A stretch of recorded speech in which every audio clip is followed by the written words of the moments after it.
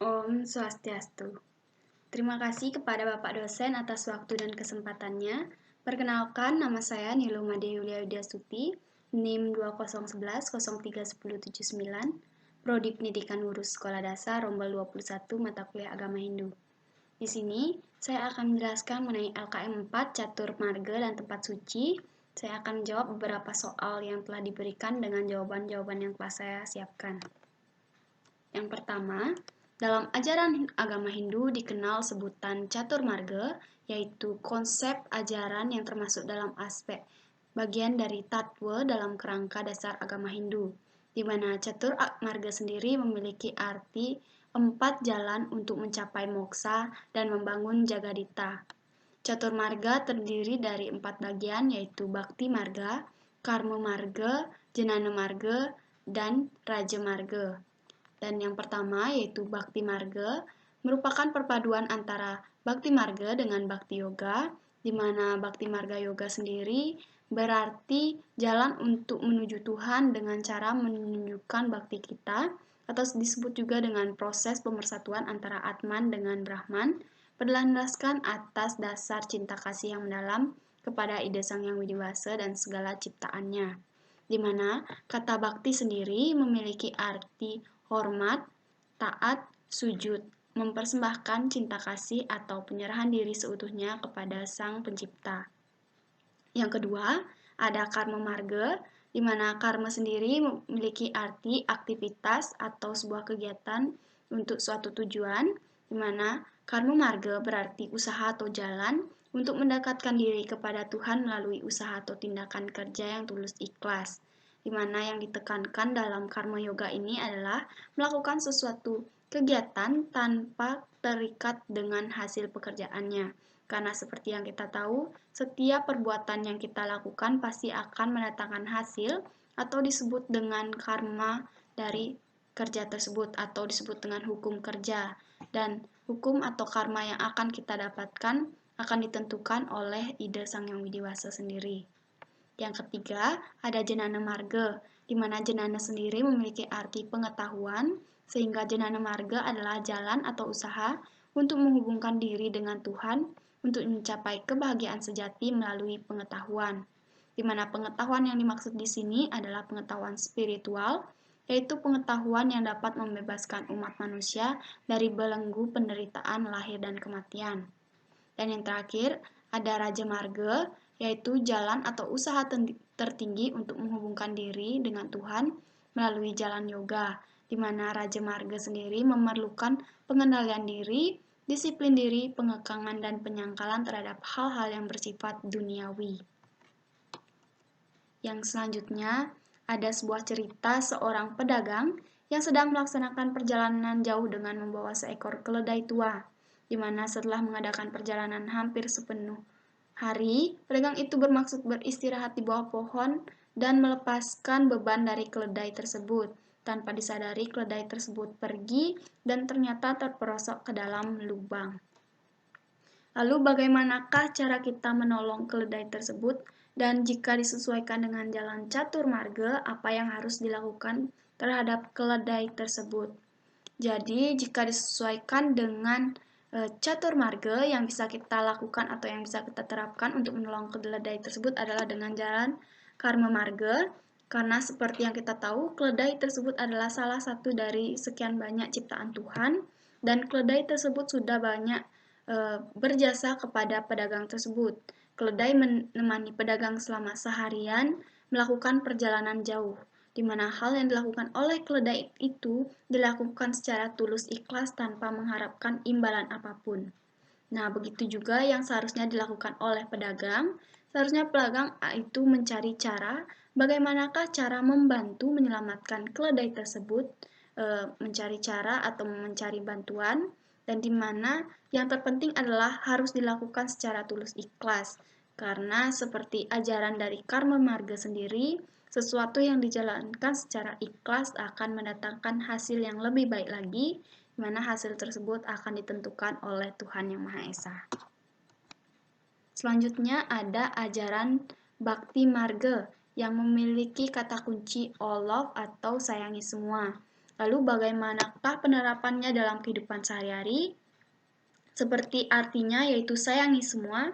Yang pertama harus kita lakukan adalah hubungan kita kepada Tuhan, yaitu dengan jalan melaksanakan sembahyang, menyanyikan nama-nama ketuhanan, melaksanakan japa sebagai salah satu wujud bakti kepada Tuhan atau ide Sang Yang Widi Wasa. Nah, selanjutnya bisa kita lakukan atau terapkan kepada orang tua kita dengan menyayangi orang tua dan membantu orang tua sesuai dengan kemampuan kita. Lalu selanjutnya bisa dilakukan dengan menyayangi teman-teman yang ada di sekeliling kita, dan kita juga tidak boleh bermusuhan karena hal itu bertentangan dengan ajaran dari Bhakti Marga. Dan yang terakhir, kita harus menyayangi binatang yang ada di sekitar kita dan menjaga kelestarian alam kita.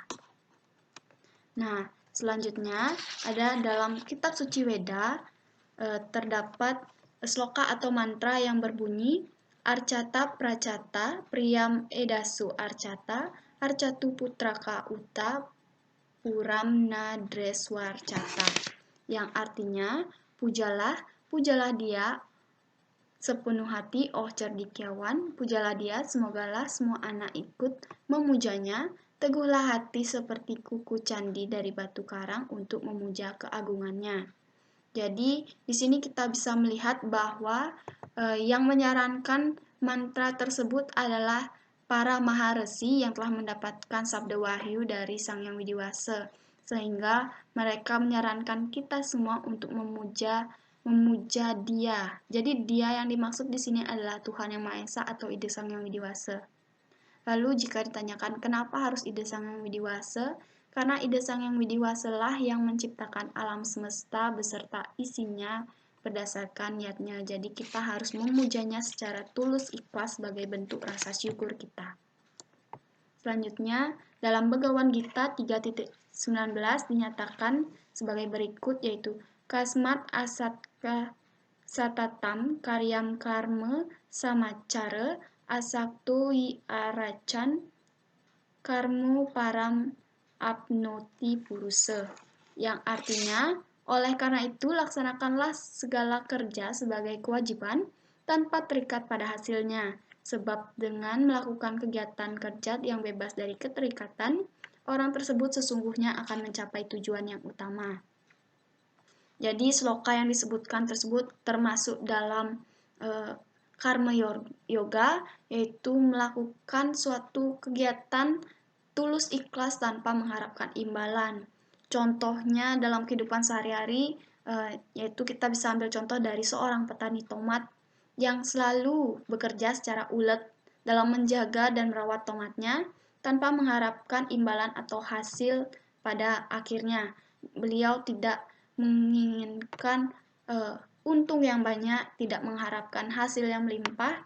Beliau hanya memikirkan bagaimana ia menjaga tomatnya, merawat tomatnya agar tumbuh dengan baik sebagai kewajibannya sebagai seorang petani. Nah, hal inilah yang diajarkan dalam karma yoga, yaitu melaksanakan semua kegiatan yang kita lakukan secara tulus ikhlas tanpa mengharapkan imbalan ataupun hasil yang seperti yang kita inginkan. Karena pada dasarnya setiap kita melakukan kegiatan yang baik, pasti Tuhan akan memberikan hasil yang baik pula kepada kita. Dan pada akhirnya yang menentukan baik buruknya hasil dari pekerjaan kita adalah Tuhan itu sendiri. Berdasarkan jenis dan fungsinya, pura dikelompokkan menjadi 4 jenis, yaitu pura kayangan jagat dan dang kayangan jagat. Jadi pura kayangan jagat adalah pura yang menjadi penyusungan jagat oleh seluruh umat Hindu di Bali, di mana pura tersebut menempati 8 penjuru mata angin dan 1 pura di tengah-tengahnya, seperti Pura Besakeh, Pura Lempuyang, Pura Goalawah, Pura Andakasa, Pura Uluwatu, Pura Batu Karu, Pura Puncak Mangu, Pura Ulendanu. Dan selain itu ada juga Pura Dang Kayangan Jagat, yaitu pura yang dibangun sebagai tempat pemujaan dan tempat penghormatan terhadap guru-guru suci untuk menghormati jasa-jasa seorang pandita, seperti Pura Rambut Siwi, Pura Tanah Lot, Pura Pulaki, ataupun Pura Silayukti. Dan yang kedua, ada Pura Kayangan Tiga, yaitu pura yang terdapat di setiap desa adat atau desa pekraman, yang terdiri dari 3 tempat suci, yaitu yang pertama Pura Desa, tempat stana Dewa Brahma, ada Pura Pusat, stana Dewa Wisnu, dan ada Pura Dalam sebagai stana Dewa Siwa. Yang ketiga, ada pura swagina, yaitu pura yang dikelompokkan berdasarkan fungsinya, berdasarkan kesamaan sebuah mata pencarian atau sebuah pekerjaan. Seperti pura melanting yang dikhususkan untuk para pedagang, ada juga pura subak, pura pedugul, ulun sui atau ulun cari untuk para petani, dan ada beberapa tempat suci untuk sebuah perkantoran, perusahaan, ataupun hotel. Dan yang terakhir ada pura kawitan, yaitu pura yang dibangun berdasarkan asal-usul satu garis keturunan. Jadi pura ini terdiri dari sanggah yang terdapat dalam rumah masing-masing, ada dadia, paibon, panti, ataupun pedarman yang ada di Pura Besakih. Baik, demikianlah materi yang dapat saya sampaikan. Semoga materi yang saya sampaikan ini dapat menambah ilmu kita semua. Dan terakhir saya tutup dengan Paramasanti. Om Santi Santi Santi Om.